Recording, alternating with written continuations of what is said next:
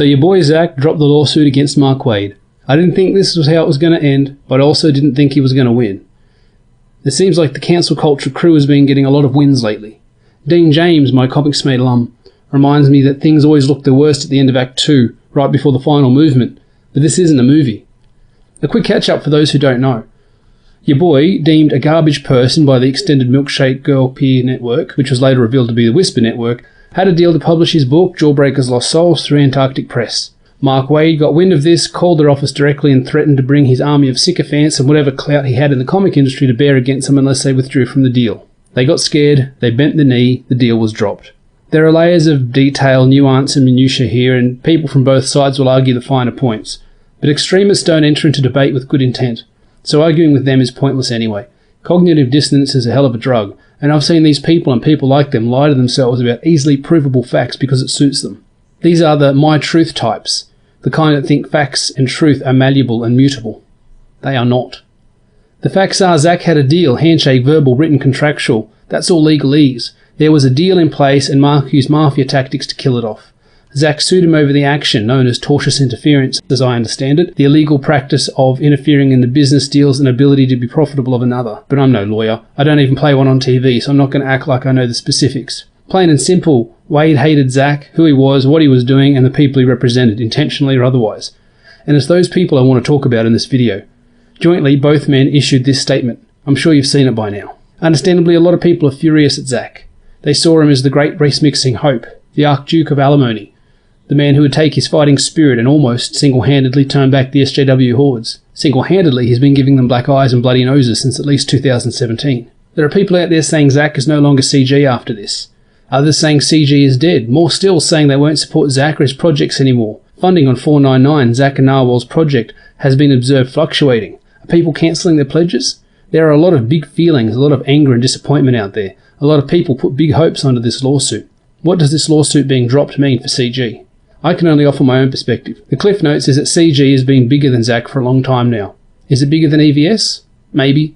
Maybe not as high a tower as EVS himself, but broader and deeper, with grassroots and dozens of smaller factions within the network that neither EVS or Zack know or care to know about. CG has unfortunately always been fractious. That's the nature of a consumer movement when so many people want it to be what they want, rather than what it is. My belief is that these factions, both younger and less established than either Zack's army or EVS's tadpoles, will weather this turn of events. Many of the people within this new CG aren't as contentious, spicy, radical or as outspoken as the old guard CG. These are the more tempered personalities that were drawn to the success of the movement as much, if not more so, than the anti-SJW own the libs mindset that emerged from its beginnings. Many of them are resolute in their beliefs but don't feel they are the hill to die on every other day. These are the grinders, the blacksmiths and craftsmen working hard every spare minute they've got to make the best product possible. There is a whole subculture of not relying on EVS to be your kingmaker within this CG. I'm sure none of them would hate to be a guest on his show, but neither do they rest their chances of success in whatever the Pie Man does or doesn't do. These are go-getters, the less bombastic of CG's number, who shake their head and get back to work when antis and SJWs start on another CG is bad because rant, knowing that attempting to paint tens of thousands of fans and creators as any one concrete thing is folly. There are always exceptions to the rule. Zack dropping the lawsuit is seen as a win for the SJWs. It's not a total win, not the great vanquishing that the actually crew wanted for Waid. Not that their support was about him, it was about dunking on Zack and by extension Comicsgate. It's certainly not a win for CG. It's a big loss, but not, again, as big as if Waid had won completely in court and Zack was forced to make recompense. Some people are saying that SJWs will think twice about trying to interfere in CG business in the future, and I think they are right, but not just because of this lawsuit. More because the SJWs think CG is dead, if not buried. They have a poke at what they think is CG's corpse every now and then, every few months, when they need more victimhood, when they need to drum up some chatter, some tweets to screen cap, some clout because they have some pamphlet being published by some company you think you've heard of. But most of the anger and hatred seems to have settled down some. As the lawsuit dragged on and coffers were drained on both sides, it felt like the SJWs cared less and less. They weren't getting the immediate profound victory that they wanted, so they tuned out, looking for fresher outrage, some brand new way to channel the hatred they have for their fathers towards someone who probably doesn't deserve it. Waid's actions and the lawsuit kept CG books out of the comic book stores for years. In a bout of what looks like sour grapes to me, many CGers won't even consider trying to get their books into stores, like somehow being sold on the shelves makes you the enemy. It's not a hard and fast rule, but I think if you handled it better than the Red Rooster crew, you'd find many fellow CGers applauding your success. SJWs think local comic stores are the entire industry, and they successfully kept us out of there for years. After COVID, the print industry is in the worst shape it's ever been. Many SJW creators scrambled for work during the pencils down phase, but how many of them actually managed crowd-funded books of any great success, profit or repute? Next to none. Even big names like Scott Snyder created a book that was barely a blip on the crowdfunding radar. By keeping us out of the stores, the SJWs think CG is dead or dying, and by leaving us alone, it's led to internal strife as drama merchant turns on drama merchant, each side farming the spite bucks that flow from the wounds they cause to CG. CG is being bled daily by some of those that claim to love it the dearest. Zack, for the chance to work more and more with mainstream creators and IPs, has deliberately moved himself out of CG's orbit. We still see him like a shining star of Boomer and When I Was in the Marines routines, but he is doing his own thing. He has for a while. I'm not one to purity test. CG is about the standards. Make quality books, treat the customer right, politics and moderation. And many people fit those criteria that refuse to take on the CG label. Some people call themselves CG adjacent or CG sympathetic. More labels. There are those in CG that won't back a book on Kickstarter, that won't back someone that isn't explicitly CG. I've seen someone tweet they won't back a creator unless they have the CG hashtag in their bio.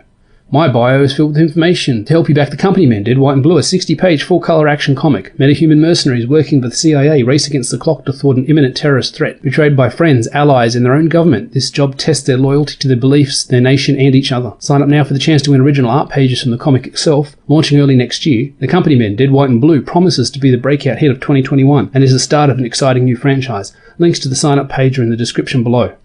Nice segue. CG is hard to define, to speak about in absolute terms. It is ephemeral. It is different things to different people. I gave a definition a minute ago and I'm sure some listeners are already disagreeing with me. That's okay, we don't have to agree on everything to get along. If CG is so hard to define, so hard to say it is this very exact one thing within these given guidelines, how can anyone say that Zack's move to cancel the lawsuit will kill the movement? I understand what Zack has done. I don't like it, I would have preferred him to fight on, but he is just a man who has been through a lot in the last few years. Some of it his own doing and some not. He has the chance to make some real money, and if that means he has to distance himself from this lawsuit and focus on creating products, I can see why that would be appealing to him. This lawsuit meant a lot to a lot of people, but it wasn't as important as they think it was. Very little will change. The SJWs will crow about it, but this was a stay of execution, not a victory. CG is too big for them to kill now. They can continue to wound us, but CG books will make it to the local comic book store shelves when CG itself starts to see that as a viable and desirable option. CG has been bigger than Zack for a long time. He might have been there when it was born, he might have nurtured it and taught it many important lessons, but now it has to strike out on its own. It's time to leave home, to get its own place and forge its own destiny. We can't rely on anyone else to make it happen for us. The brass ring is there, you got to grab it for yourself. It doesn't mean anything if Zack or EVS grabs it and hands it to you. All that means is that next time you won't be able to do it yourself, and when the brass ring becomes silver or gold, when it is opportunities for profit and success, for your characters, your business, your IPs, you won't know how to grab it. CG doesn't live or die on the words of actions of any one man, not Zack and not EVS. Like the archetypical idea of V for Vendetta, you can't kill it. It exists in the hearts and minds of the disenfranchised and the angry, the creative and the hungry. It will persevere in some form or another for a great long time. Whether that form remains a profitable one, an industry-defining one, is something that only we can decide.